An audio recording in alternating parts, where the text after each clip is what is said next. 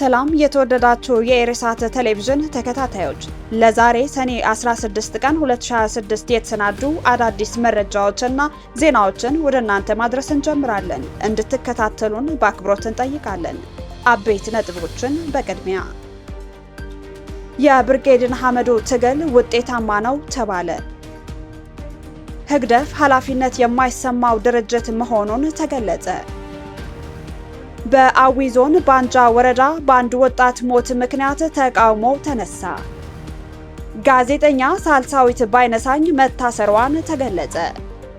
በሱዳን 2026 የመጀመሪያዎቹ 5 ወራት ብቻ በድሮን ጥቃት ከ1000 በላይ ንጹሃን መገደላቸው ተነገረ። ወደ ዝርዝር ዜና እናልፋለን።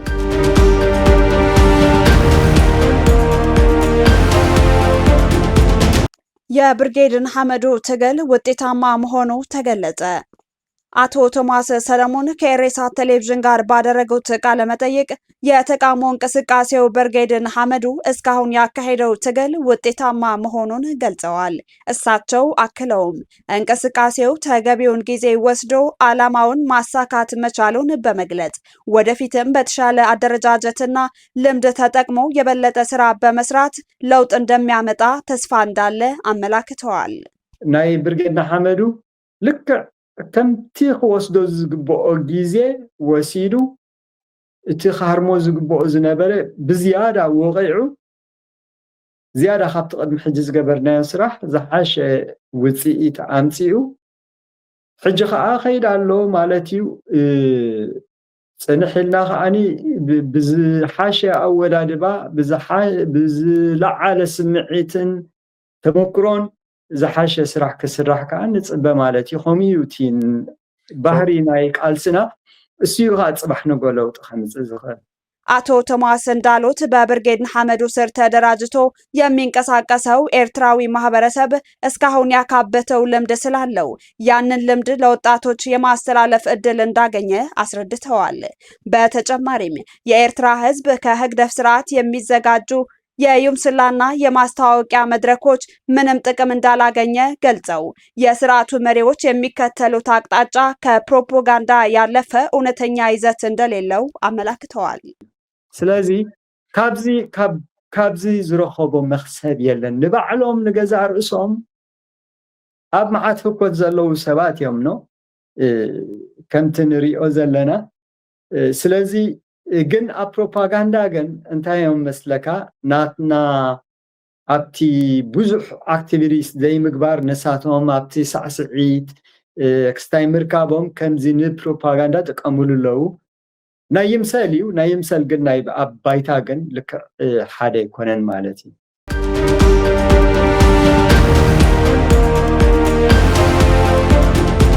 ህግደፍ ኃላፊነት የማይሰማው ድርጅት መሆኑ ተገለጸ። የጾሮና ግንባር ጦርነት ከተካሄደ በዚህ ሳምንት 10ኛ ዓመቱን በያዘበት ወቅት የኢሳያስ አምባገነን ስርዓት በጦርነቱ በሞቱትና በተማረኩት ላይ መግለጫ ለመስጠቱ ኃላፊነት የማይሰማው ቡድን መሆኑን የሚያሳይ ነው ሲሉ አንዳንድ በኢትዮጵያ የሚኖሩ ኤርትራውያን ገልጸዋል። በሰኔ ወር አጋማሽ 2016 እንደ አውሮፓውያን አቆጣጠር በጾሮና ግንባር በተካሄደው ደማዊ ጦርነት የሞቱና የተማረኩ ቢኖርም እስከ ዛሬዋ ዕለት ድረስ ምንም አይነት መግለጫም ሆነ ለተጎጂዎች ቤተሰቦች ማብራሪያ አለመስጠቱን መረጃ ሰጪዎች ያስረዳሉ። ህግደፍ በወቅቱ በጦርነቱ አሸንፍ ያለው በማለት ዲፕሎማሲያዊ ማህበረሰቡን ሰብስቦ የጦርነቱን ውሎ የሚያሳይ ቪዲዮ እንዳሳየ እና በቴሌቪዥን ጣቢያው ደግሞ ከኢትዮጵያ ወገን 200 ሙታንና 300 ቁስለኞች መኖራቸውን ገልጾ እንደነበር ኤርትራውያኑ አስተያየት ሰጪዎች አክለው ያስታውሳሉ። በሰኔ 2016 አጋማሽ ላይ በተካሄደው አስከፊ ጦርነት በሁለቱም ወገን ኃላፊነት የሚወስድ ሳይገኝ እስካሁን መቀጠሉ እንደሚያሳስባቸው በመጥቀስ በኤርትራ በኩል መስዋዕትነት የከፈሉት የሚያስታውሳቸው ሳያገኙ መቅረታቸው እንደሚያሳዝናቸው ይገልጻሉ። በሰኔ ወር አጋማሽ 2016 በቱርክ የከሸፈ የመፈንቅለ መንግስት ሙከራ አጋጥሞ ስለነበር ግጭቱ የዓለም አቀፉን ማህበረሰብ ትኩረት ሳያገኝ መቅረቱ የሚታወስ ነው። በኢትዮጵያ በኩል ምንም እንኳን የቀድሞው የኢትዮጵያ ጠቅላይ ሚኒስትር ኃይለ ማርያም ደሳለኝ በስልጣን ላይ የነበረ ቢሆንም ጦርነቱ በጀኔራል ሳሞራ ዩኑስና በወቅቱ የትግራይ ክልል ፕሬዝዳንት በነበሩት አቶ አባይ ወልዱ እውቅና እየተደረገ በመሆኑ የኢትዮጵያ ባለስልጣናትን በወቅቱ አወዛግቦ እንደነበር የፖለቲካና የጸጥታ ተንታኞች የሚሰጡት መረጃ ያመላክታል።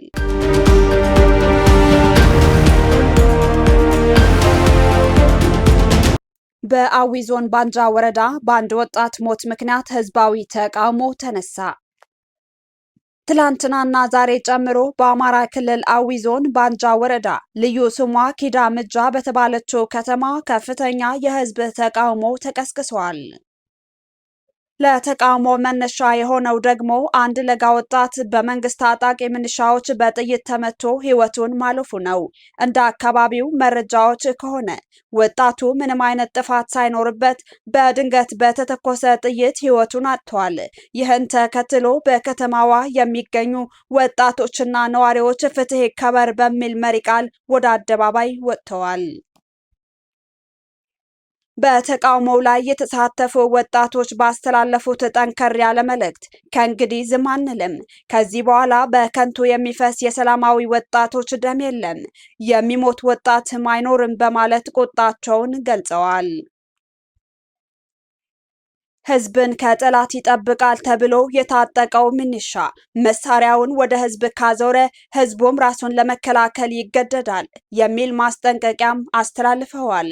የተኮሰ ይተኮስበታል በሚልም ግልጽ የሆነ አቋም አንጸባርቀዋል። መንግስት በታጣቂዎቹ ላይ ቁጥጥር እንዲያደርግና ሰላማዊ ዜጎችን ከማሰር ከመግደልና ከማሳደድ እንዲቆጠብም ጠይቀዋል። በአካባቢው ያለው ውጥረት አሁንም እንደቀጠለ ሲሆን ማህበረሰቡ በወጣቱ ሞት እጅግ ማዘኑንና ድርጊቱንም እንደሚያወግዝ እየገለጸ ይገኛል።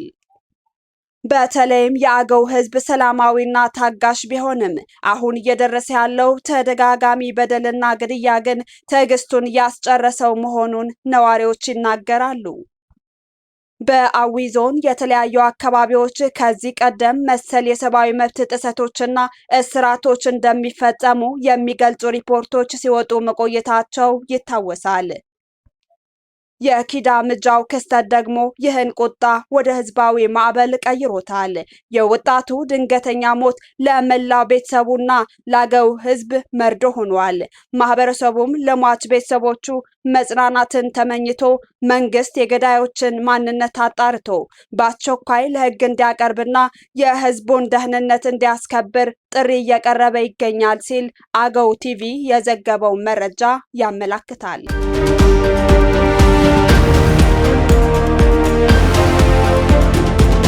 ጋዜጠኛ ሳልሳዊት ባይነሳኝ መታሰሯን ተገለጸ።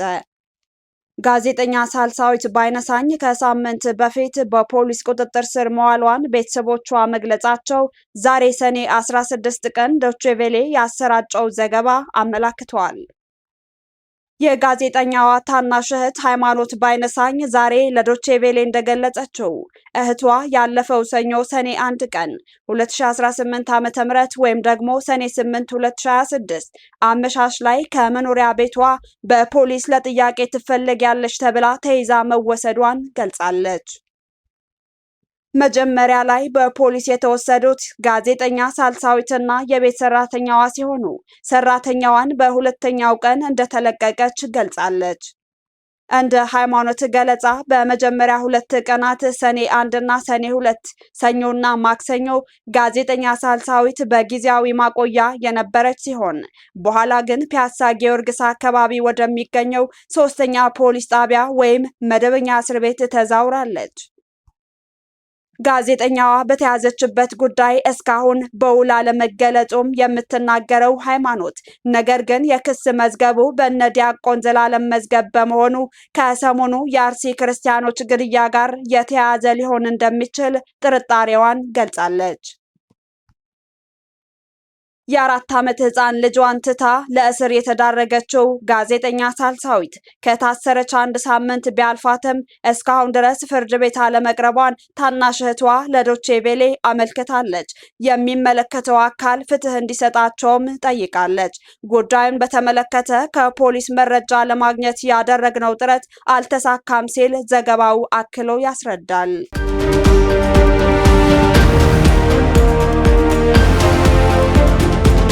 በሱዳን በ2026 የመጀመሪያዎቹ 5 ወራት ብቻ በድሮን ጥቃቶች ከ1000 በላይ ንጹሃን መገደላቸውን የተባበሩት መንግስታት ድርጅት አስታወቀ።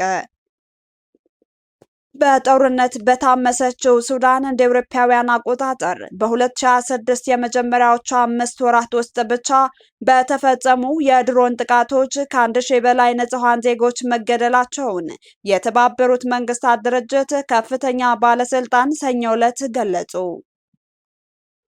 ይህም ሰው አልባ የአየር ላይ ተዋጊ መሳሪያዎችን ግጭቱን ለንጹሃን ዜጎች ይበልጥ አደገኛና ገዳይ ያደረጉት መሆኑን አመላካች ሆኗል። የተባበሩት መንግስታት ድርጅት የሰብአዊ መብቶች ከፍተኛ ኮሚሽነር ቮልከር ተርክ እንደገለጹት መስሪያ ቤታቸው በአሁኑ ወቅት 4ኛ ዓመቱን በያዘው የሱዳን ጦርነት ውስጥ የድሮን ጥቃቶች እንዲሁም አስገድዶ መድፈርና ወሲባዊ ጥቃቶች በከፍተኛ ሁኔታ መጨመራቸውን ሰንደዋል። ከፍተኛ ኮሚሽነሩ አክለውም መስሪያ ቤቱ በዚህ ዓመት ከጥር እስከ ግንቦት ባሉት 5 ወራት ውስጥ ብቻ በድሮን ጥቃቶች ሳቢያ ከ1000 በላይ ንጹሃን መገደላቸውን በይፋ መመዝገቡን ይፋ አድርገዋል። በጀኔቫ በተካሄደው የሰብአዊ መብቶች ምክር ቤት ንግግር ያደረጉት ተርክ በሱዳን ያለው አስከፊ ግጭት ከጊዜ ወደ ጊዜ እየሰፋና እየተባባሰ የመጣ ሲሆን በተለይም በድሮን የሚካሄደው ውጊያ በከፍተኛ ደረጃ መጨመሩ የዚህ ማሳያ ነው ብለዋል። በዚህ በምስራቅ አፍሪካዊቷ ሀገር የተቀሰቀሰው ጦርነት የጀመረው እንደ አውሮፓውያን አቆጣጠር ሚያዝያ 15 ቀን 2023 የሀገሪቱ መደበኛ ጦርና የፈጣን ድጋፍ ኃይሎች RSF ተብሎ በሚጠራው ከፊል ወታደራዊ ስብስብ መካከል የተፈጠረው የስልጣን ሽኩቻ በዋና ከተማዋ ካርቱምና በሌሎች የሱዳን አካባቢዎች ወደ ይፋዊ ውጊያ ማምራቱን ተከትሎ ነው። የትጥቅ ግጭቶች ያሉበትን ቦታና ሁነቶችን መረጃ የሚያጠናቅረው አክሌድ በተሰኘው ተቋም መረጃ መሰረት ጦርነቱ ባለፉት 3 ዓመታት ውስጥ ብቻ ቢያንስ የ59000 ሰዎችን ሕይወት ቀጥፏል። ይሁን እንጂ ማዕከሉ በሱዳን ያለውን የመረጃ አሰባሰብ አስቸጋሪነት ከግምት ውስጥ በማስገባት ትክክለኛው የሟቾች ቁጥር ከዚህ በእጅጉ ሊበልጥ እንደሚችል ግምቱን አስቀምጧል። አክሌድ ባወጣው መረጃ መሰረት እንደ አውሮፓውያን አቆጣጠር በ2025 ብቻ ተዋጊዎችንና ንጹሃንን ጨምሮ ቢያንስ 2670 ሰዎች የተገደሉ ሲሆን ይህም ከ2004 ጋር ሲነጻጸር ከድሮን ጋር በተያያዘ የሚሞቱ ሰዎች ቁጥር በ600 በመቶ እንዲሁም የድሮን ጥቃቶች ደግሞ በ81 በመቶ ጭማሪ ማሳየታቸውን ያረጋግጣል። ውድ የኢሬሳት ቴሌቪዥን ተከታታዮች ለዛሬ የተሰናዱ የምሽት ዜናዎቻችን አበቃን። ቀጣይ እስከምንገናኝ መልካሙን ተመኘን። ሰላም።